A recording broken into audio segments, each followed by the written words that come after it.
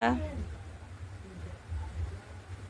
Mr. Arga, I am writing this letter to ask if there are job vacancies in the Nissan Indomobile company.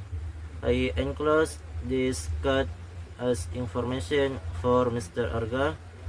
As Mr. Arga can see, I have a lot of work experience in the workshop environment, especially the tune-up in the engine dismantling sector, which gives me various skill and experience that are qualified. I am a smart hard worker. I also have various ideas.